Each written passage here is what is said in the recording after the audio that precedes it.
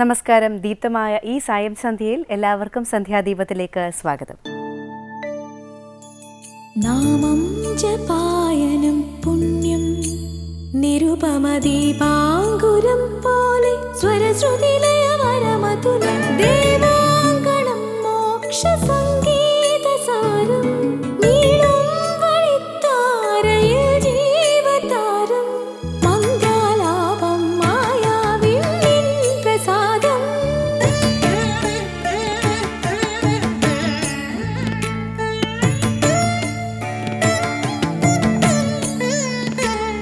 ഇരുൾ നീങ്ങിയുണരുന്ന തെളിനാളദീപം പ്രണവാമൃതം ചൊരിയുന്ന ദീപം ദീപം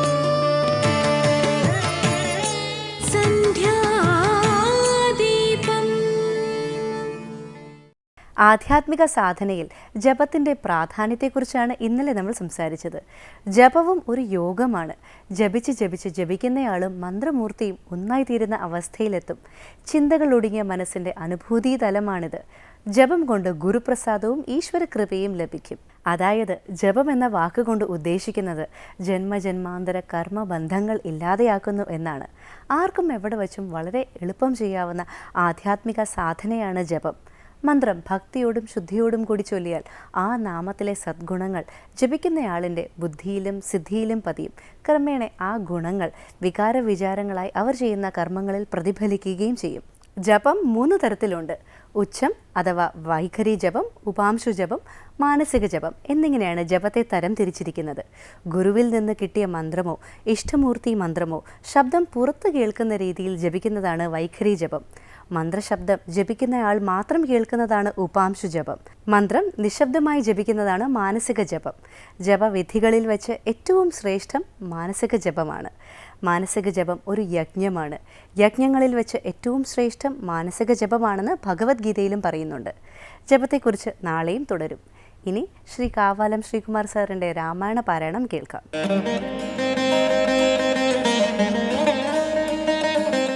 ഭർത്താവിനധിവാസമുണ്ടായോരയോധ്യയിൽ പൊൽത്താർമാനിനി താനും കളിച്ചു വിളങ്ങിനാൾ. ഭൂതലത്തിങ്കൽ എല്ലാം അന്നു തൊട്ടനുദിനം ഭൂതിയും വർദ്ധിച്ചിതു ലോകവുമാനന്ദിച്ചു. ദമ്പതിമാരെ ബാല്യം കൊണ്ടേവം രഞ്ജിപ്പിച്ചു സമ്പ്രതി കൗമാരവും സംപ്രാപിച്ചിതു മെല്ലെ. വിധിനന്ദനനായ വസിഷ്ഠ മഹാമുനി വിധിപൂർവകമുപനിച്ചിതു ബാലന്മാരെ.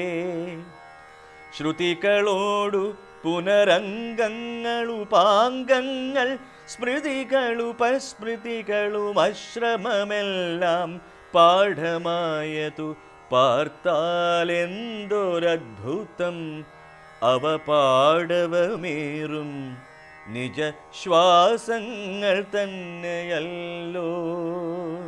സകല ചരാചര ഗുരുവായി മറുവീടും ഭഗവാൻ തനിക്കൊരു ഗുരുവായി ചമഞ്ഞിടും. സഹസ്രപത്രോദ്ഭവപുത്രനാം വസിഷ്ഠന്റെ മഹത്വമേറും ഭാഗ്യമെന്തു ചൊല്ലാവതോർത്താൽ. ഇനി സ്വാമി ചിദാനന്ദപുരിയുടെ രാമായണ വ്യാഖ്യാനമാണ്.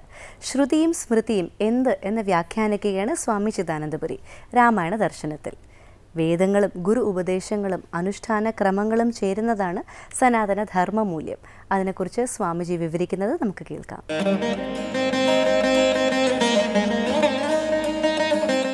ശ്രീരാമനും സഹോദരങ്ങളും കൗമാരത്തിലേക്ക് എത്തി. ഗുരുനാഥൻ വസിഷ്ഠ മഹർഷി എല്ലാവർക്കും ഉപനയന സംസ്കാരങ്ങൾ ചെയ്തു. തുടർന്ന് അവർ പഠനം ആരംഭിക്കുകയാണ്. ശ്രുതികളോട് പുനരംഗങ്ങളുപാംഗങ്ങൾ സ്മൃതികളുപസ്മൃതികളും അശ്രമം എല്ലാം പാഠമായതു പാർത്താൽ എന്തൊരത്ഭുതമവ പാടവമേറും നിജശ്വാസങ്ങൾ തന്നെയല്ലോ. സകല ചരാചര ഗുരുവായി മരുവീടും ഭഗവാൻ തനിക്കൊരു ഗുരുവായി ചമഞ്ഞിടും. സഹസ്രപത്രോദ്ഭവപുത്രനാം വസിഷ്ഠൻ്റെ മഹത്വമേറും ഭാഗ്യമെന്തു ചൊല്ലാവതോർത്താൽ. ശ്രുതികളോടും, ശ്രുതി വേദം, ധർമ്മമൂലം വേദമാണ്. വേദാധിഷ്ഠിതങ്ങളാണ് ഇതര ശാസ്ത്രങ്ങളെല്ലാം. സനാതനധർമ്മം അഥവാ വൈദിക ധർമ്മം എന്ന് നമ്മൾ പറയുമ്പോൾ വൈദിക ശാസ്ത്രങ്ങൾ മാത്രമല്ല സനാതനധർമ്മം. തീർച്ചയായിട്ടും വേദത്തിൽ പറയപ്പെടാത്തവയും തീർത്തും ഉപദേശങ്ങൾ വഴി പ്രചലിക്കുന്നവയും ഗ്രാമ്യങ്ങളും വന്യങ്ങളുമായ അനുഷ്ഠാനക്രമങ്ങളും സമ്പ്രദായങ്ങളും ശൈവശാക്തേയ വൈഷ്ണവ ഗാണപത്യ സൗരസ്കാന്താദി ഭേദത്തിലുള്ള വിഭാഗങ്ങളിൽ വീണ്ടും അവാന്തര വിഭാഗങ്ങളും അതിൽ തന്നെ വേദപ്രതിപാദിതങ്ങളല്ലാത്ത കൗള വാമാചാര സമ്പ്രദായങ്ങളും എല്ലാം ചേർന്നതാണ് ഹിന്ദുധർമ്മം. ഒന്നിനെ നമുക്ക് തള്ളിപ്പറയാൻ കഴിയില്ല. വേദത്തിൻ്റെ ഭാഗമല്ല എങ്കിൽ തന്നെയും വേദവിരുദ്ധങ്ങളല്ല, വേദാനുസാരികളാണ്. അപ്പം വേദാനുസാരികളായി വൈദിക ശാസ്ത്രങ്ങൾക്കനുസൃതമായിട്ട് മറ്റൊട്ടനവധി ശാസ്ത്രങ്ങളും അവയ്ക്കനുസൃതങ്ങളായ ആചാര അനുഷ്ഠാനക്രമങ്ങളും എല്ലാം ചേർന്നതാണ് സനാതനധർമ്മം. അതിനെയൊക്കെ പരിഗണിച്ചുകൊണ്ട് നമുക്ക് പറയാം സർവധർമ്മമൂലം വേദം തന്നെയാണ്. വേദവിരുദ്ധമായവയല്ല നമ്മൾ ഗണിക്കുന്നത്. അപ്പോൾ സർവധർമ്മമൂലമായ വേദം, ആ വേദം നേരിട്ട് ഋഷിമാരാൽ അനുഭവിക്കപ്പെട്ടതായതുകൊണ്ട്, നേരിട്ടറിയപ്പെട്ടതായതുകൊണ്ട് കേൾക്കപ്പെട്ടത് എന്ന അർത്ഥത്തിൽ ശ്രുതി എന്ന് വ്യവഹരിച്ചു. അതുപോലെ ഗുരുനാഥന്മാരിൽ നിന്ന് കേട്ട് പഠിക്കേണ്ടതും ശ്രുതി തന്നെ. അങ്ങനെ ശ്രുതികൾ പുനഃ അംഗങ്ങളും, ശ്രുതികളുടെ അംഗങ്ങൾ, വേദാംഗങ്ങൾ ശിക്ഷ, കൽപ്പം, വ്യാകരണം, നിരുക്തം, ഛന്ദസ്, ജ്യോതിഷം, അങ്ങനെയുള്ള വേദാംഗങ്ങൾ, ഉപവേദങ്ങൾ, ആയുർവേദം, ധനുർവേദം, സ്ഥപത്യവേദം, ഗാന്ധർവവേദം, അർത്ഥവേദം, ഇവ ഓരോന്നും അതിബൃഹത്താണ്. ആയിരക്കണക്കിന് ഗ്രന്ഥങ്ങൾ ചേർന്നതാണ്. അനേക ഋഷീശ്വരന്മാരുടെ സംഭാവനകൾ. സ്മൃതികൾ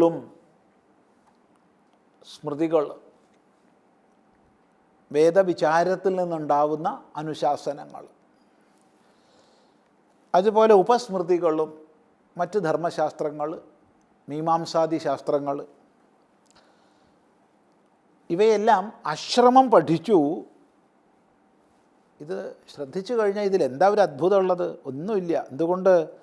ഇതെല്ലാം ഭഗവാന്റെ നിജശ്വാസങ്ങൾ തന്നെയാണല്ലോ. അസ്യ മഹതോ ഭൂതസ്യ നിശ്വസിതമേതദ്യ ഋഗ്വേദോ യജുർവേദ സാമവേദോ ധർവവേദ എന്ന് വേദം തന്നെ പറയുന്നുണ്ട്. ഈ പരമേശ്വരൻ്റെ നിശ്വാസ സമാനമാണ് ഋക്കും യജുസും സാമവും അഥർവവുമെല്ലാം.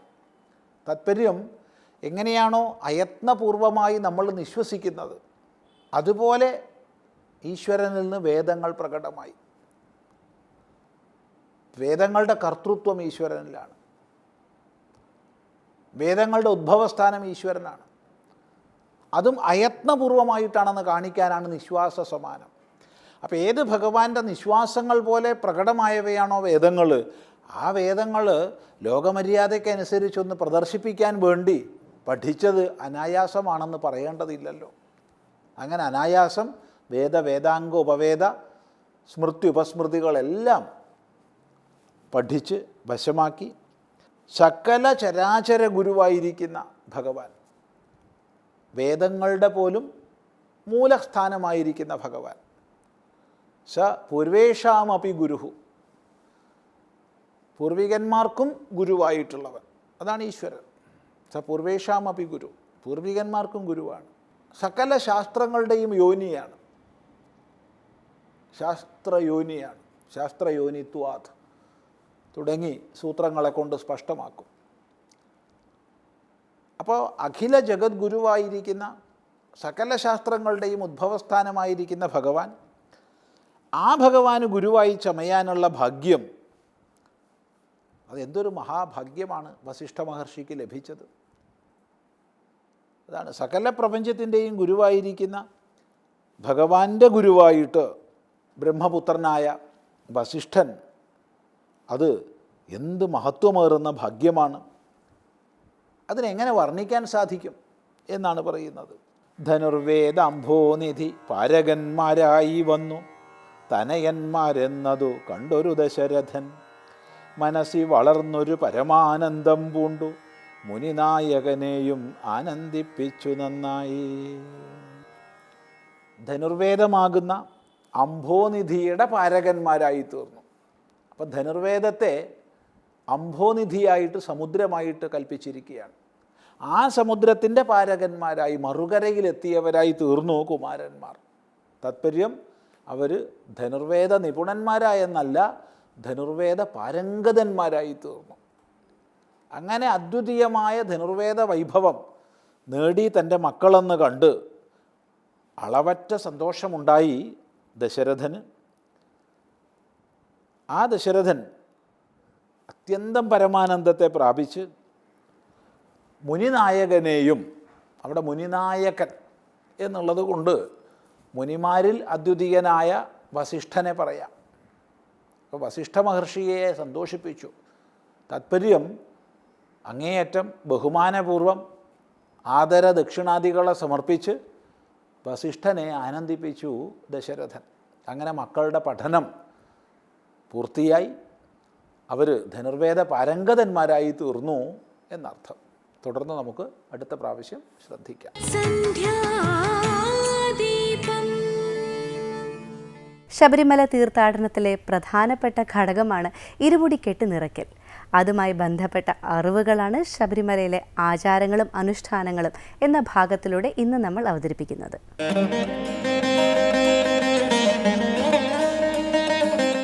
നമസ്കാരം, സ്വാമി ശരണം. ഇന്ന് ശബരിമലയിലെ ആചാരങ്ങളെയും അനുഷ്ഠാനങ്ങളെയും സംബന്ധിച്ചുള്ള വിഷയത്തിൽ കെട്ടുനിറയെ പറ്റിയാണ് നമ്മൾ സംസാരിക്കുന്നത്. എങ്ങനെയാണ് കെട്ട് നിറയ്ക്കേണ്ടത്, ആരാണ് കെട്ട് നിറയ്ക്കുന്നത്, എപ്പോഴാണ് കെട്ട് നിറയ്ക്കുന്നത്, അതിനെ ചുറ്റിപ്പറ്റിയുള്ള എന്തെല്ലാം ആചാരങ്ങളാണ് ഉള്ളത്, ഇത്തരം കാര്യങ്ങളൊക്കെയാണ് നമ്മൾ ഇന്ന് സംസാരിക്കുന്നത്. കെട്ടുനിറ ശരിക്കും ഒരു വ്രതം, ശബരിമലയിലേക്ക് മുൻപും സൂചിപ്പിച്ചായിരുന്നല്ലോ, ശബരിമലയിലേക്ക് പോകുന്നതിന് മുമ്പ് 41 ദിവസം വ്രതം അനുഷ്ഠിക്കണമെന്ന്. ഈ ഒരു വ്രതക്കാലം പൂർണ്ണമായതിനു ശേഷം ശബരിമലയിലേക്ക് പോകുന്ന ആ ഒരു യാത്ര തുടങ്ങുന്നതിന് മുൻപാണ് കെട്ട് നിറയ്ക്കുന്നത്. കെട്ട് നിറയ്ക്കുന്നത് ഗുരുസ്വാമിയാണ് കെട്ട് നിറച്ച് കൊടുക്കുന്നത്. കെട്ടുനിറയിൽ തന്നെ എന്തെല്ലാം സാധനം വേണം, എങ്ങനെയാണ് കെട്ട് നിറയ്ക്കുന്നത്, ഈ കെട്ട് നിറയ്ക്കാൻ മന്ത്രങ്ങൾ, ഇത്തരം കാര്യങ്ങളൊക്കെ ഒരു ചർച്ചയായിട്ടുണ്ട്. ഇത് പല രീതിയിലും ചെയ്യാറുണ്ട്. വാസ്തവത്തിൽ ഒരു വ്യക്തമായിട്ടൊരു ഇന്നൊരു നിയമത്തിൽ അല്ലെങ്കിൽ ഇന്നൊരു രീതിയിൽ വേണമെന്ന് എവിടെയും നിഷ്കർഷിച്ചിട്ടില്ല. അതൊക്കെ ഒരു ദേശത്തിൻ്റെയും കാലത്തിൻ്റെയും ഒക്കെ അനുസരിച്ച്, അല്ലെങ്കിൽ ആ ഗുരുസ്വാമിമാരുടെ ഒക്കെ ഒരു യുക്തം പോലെയാണ് ചെയ്തു വരാറുള്ളത്. അങ്ങനെയാണത് വേണ്ടതും, അതിൽ സംശയങ്ങളൊന്നുമില്ല. സാമാന്യമായിട്ട് കെട്ടുനിറയിൽ നെയ്ത്തേങ്ങ, പിന്നെ മഞ്ഞൾപ്പൊടി, അവല്, മലര്, വെള്ളരി, കാണിക്ക, ഇത്തരം കാര്യങ്ങളൊക്കെയാണ് വരാറുള്ളത്. പക്ഷേ ഇത് കൂടാതെയും മറ്റ് ശർക്കര, ഇത്തരം കാര്യങ്ങളൊക്കെ വരാം.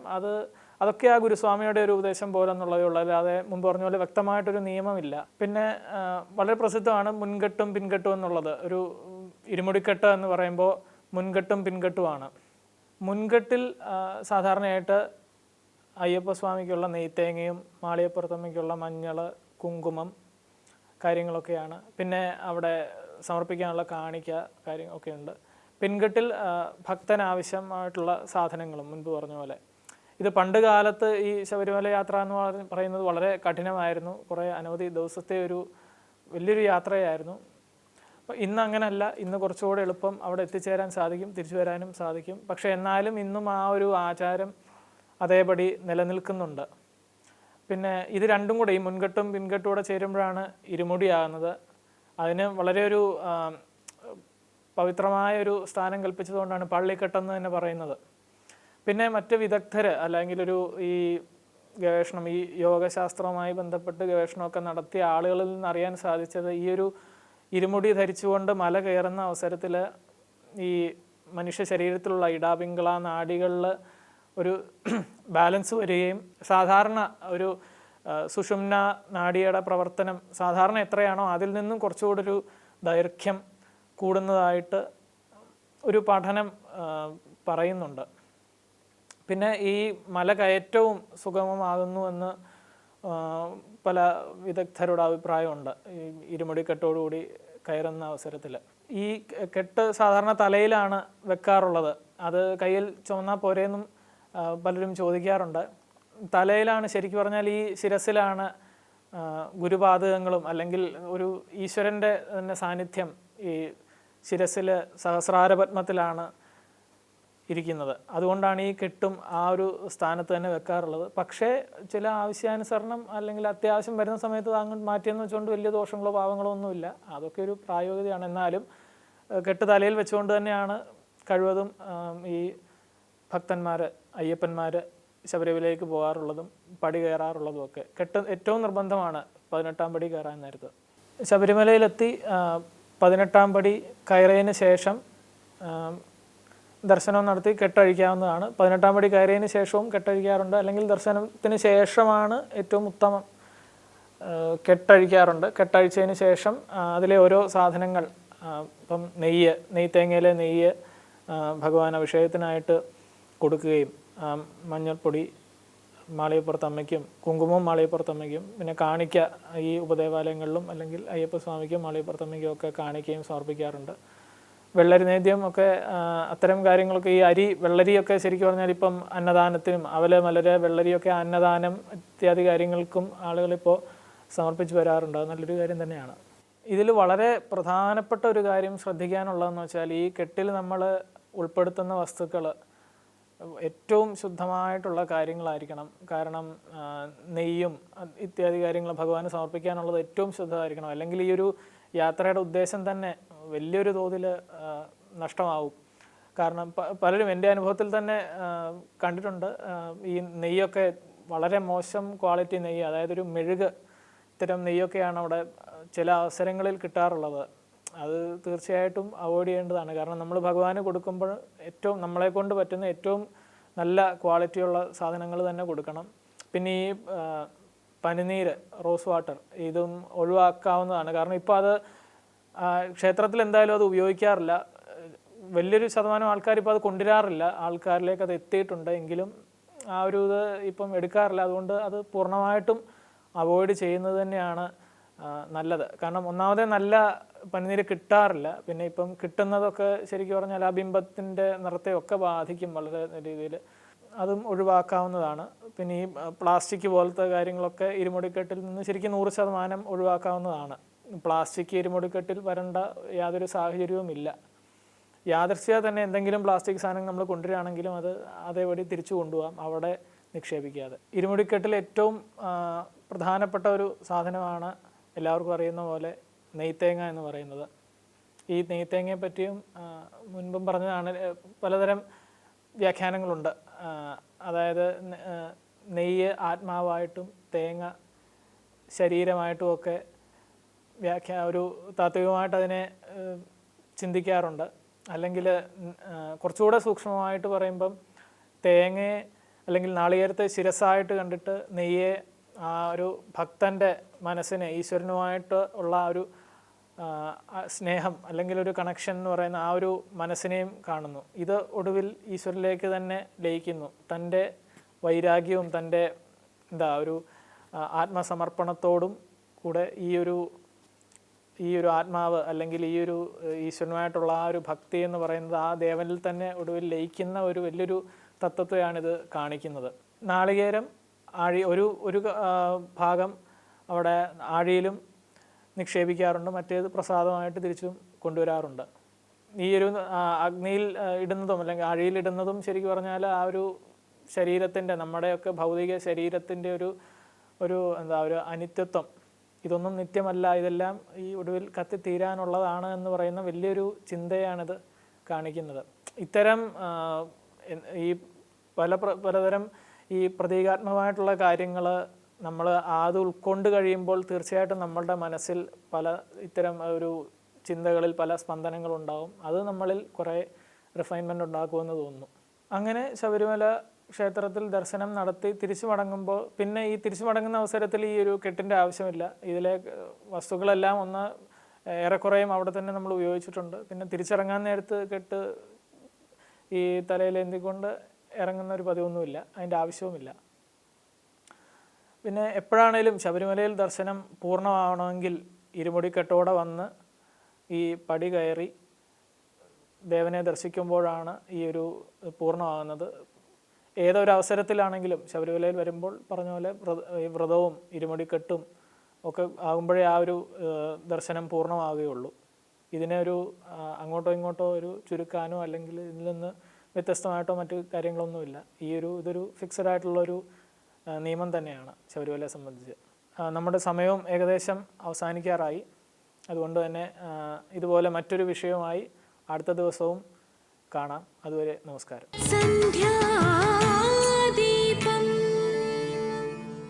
ഇനി ദീപാരാധനയ്ക്കായി നമുക്ക് ക്ഷേത്രസന്നിധിയിലേക്ക് പോകാം. ക്ഷേത്രങ്ങളിൽ നിന്നും കിട്ടുന്ന പ്രസാദങ്ങളിൽ ഒന്നാണ് ഭസ്മം. ഭസ്മം രാവിലെ നനച്ചും വൈകുന്നേരം നനയ്ക്കാതെയും ശരീരത്തിലിടണം എന്നാണ് വിശ്വാസം.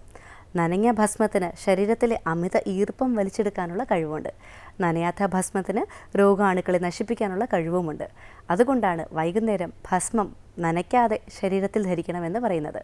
നാളെ കാണും വരെ എല്ലാവർക്കും ഒരിക്കൽ കൂടി നമസ്കാരം.